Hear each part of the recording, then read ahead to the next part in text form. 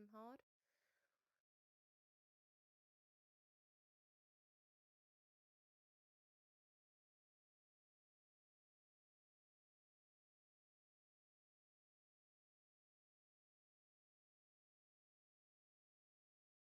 بسم الله والصلاة والسلام على رسول الله. السلام عليكم ورحمة الله وبركاته، إن شاء الله تكونوا بألف ألف خير. اليوم يا صبايا فتحت عيوني كان الجو شوي مغيم. سبحان مغير الأحوال. بعد ما ضبينا الشتوي والله رجعت طالعت للولاد لأن كان يعني عم يرجع الجو يصير على برودة شوي. سبحان الله.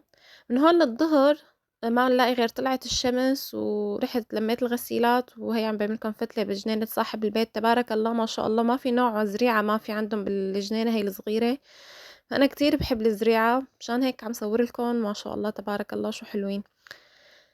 اليوم يا صبايا رح ساوي لكم وصفة شنقليش سوري أو سوركي. هلا هو هاد رح نسميه الشنقليش السوري المغشوش، أو ريشة الشنقليش. يعني ليش؟ لأنه الشنقليش الأصلي بده يكون يعني بده كتير شغل، بده تخمير.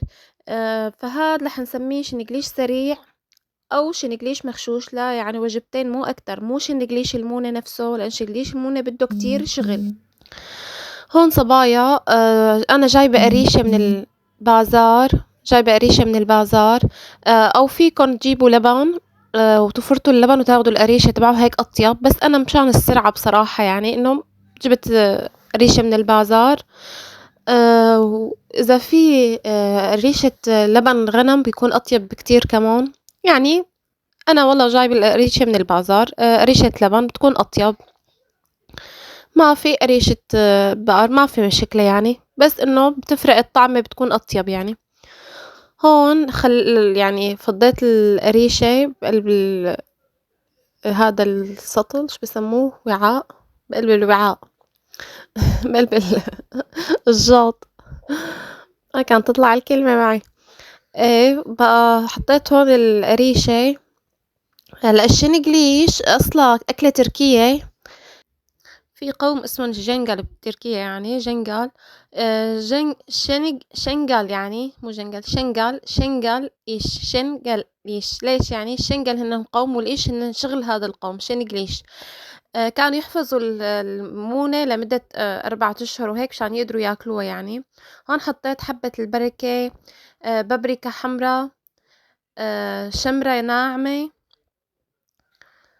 حطيت ملح وحبة البركة وبابريكا حمرا وشمرة ناعمة ويانسون كمان. في ناس بتحط يانسون، في ناس ما بتحط، انا حطيت شوية يانسون. في ناس بتحط كمون كمان، كمون طيب. انا هون حطيت معلقتين كمان دبس فليفلة حدة، كمان اختياري.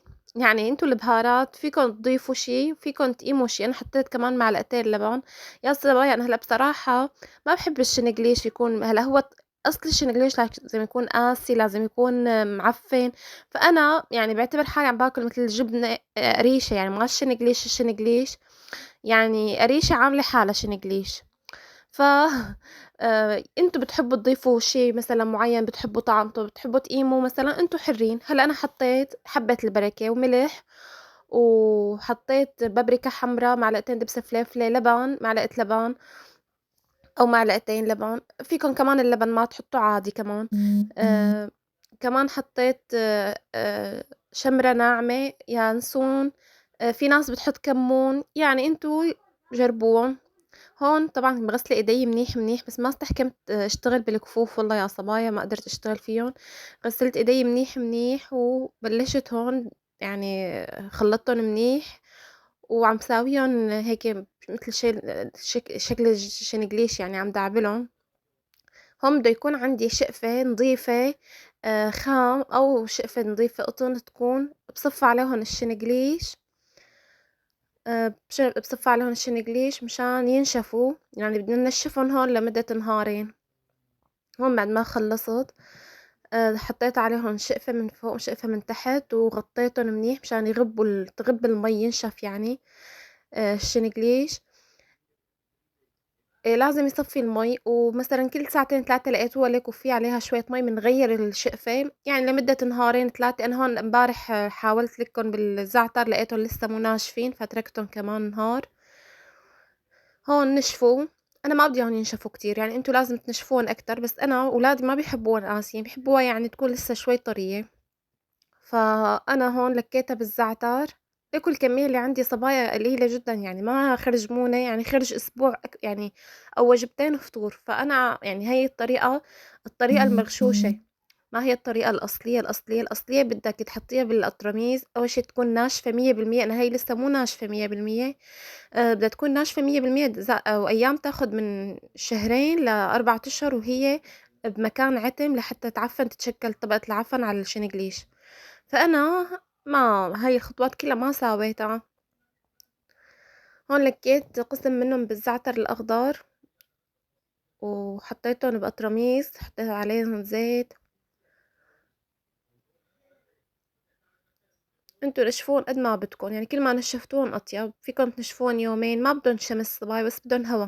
وتغيروا الشقفة مشان يعني كل ما كانت رطبة الشقفة بتغيروها مشان ترجع تغد.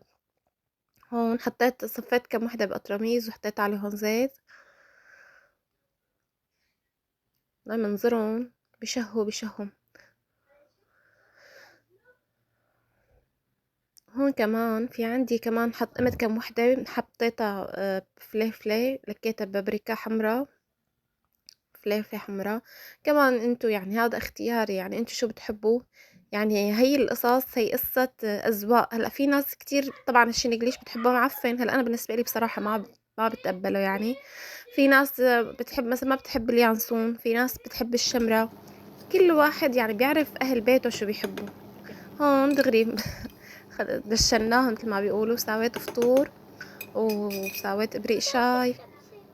هون أنا باحب الشاي السوري. سبحان الله الشاي التركي يعني طيب، بس ما تعودت عليه كتير، تعودت على الشاي السوري يعني أكتر. بس وقت يكون ما عندي شاي سوري بحط شاي تركي. إجمالاً الاتنين طيبين، بس أنا فضّلت الشاي السوري أكتر يعني. سويت الفطور وحطيت الشنقليش وحطيت لون زيت، أهم شي الزيت. بصراحة بنتي من ورا الكاميرا عم بتقلي لا تحطي زيت لأنه ما بتحب الزيت. يا الله على هالجيل، مو طبيعي. السمنة مثلا إذا كان طعمتها ظاهرة بالأكل ما بياكلوا، إذا كان في زيت بلدي على الأكل ما بياكلوا. بتحب اللبن بدون زيت، بيحبوا كل شي بدون زيت. سبحان الله نحنا يعني شلون كانوا أيام زمان أكلهم كلياته دسم والسمنة الأصلية. سبحان الله على هالجيل مثل جيل الأندومي هذا الجيل. وهيك صبايا حطينا الفطور، والله طعمتهم بتشل طيبة يعني، بتشهي طعمتهم. حطينا الزيت عليهم، وبتحبوا تخرطوا بقلبهم بندورة خيار، تسوون سلطة كمان طيبين. أنا بحب قدام منهم يعني آكل. شوفوا منظرهم صبايا والله بيشهي. هدول شنقليش لوجبتين أو وجبة يعني، ما أكتر، ما بينحفظ مدة طويلة، لأن طريقة حفظه لمدة طويلة بده كتير خطوات. طبعًا خلّصنا هون فطور وصارت الدنيا هيك المغربيات. حملت حالي قولوا لي كمان شو يعني حملت حالي. ورحت والله على السوق جبت أغراض، وفي مول هون فتت بدي فوت أتسوق منه وجيب كماعة مشان العيد. صبايا اشتريتوا أواعي للعيد. شو اشتريتوا؟ شو الألوان اللي بتحسوها هالسنة هيك دارجة؟ أنا حسيت الأصفر كتير دارج هي السنة، الألوان الصيفية. هون منطقتي صبايا، ساكنة بولاية كوجلة. يكون ما شاء الله تبارك الله التنظيم الأجواء ما أحلاها. وهيك بيكون خلص الفيديو تبعنا. لا تنسوا تشتركوا بقناتي وتدعموني، وتقولوا لي شو العيوب اللي بالتسجيل الصوت أو العيوب يلي بالكاميرا. هلا أنا تقريبا ما عندي لا ميكروفون ولا عندي كاميرا لسه يعني بالجوال. فأنتوا انصحوني شو ساوي، منيح هيك ولا لازم جيب ميكروفون وجيب كاميرا منيحة؟ ما شاء الله تبارك الله الجو كان كتير هيك حلو. طبعا اشتركوا بالقناة. السلام عليكم ورحمة الله وبركاته.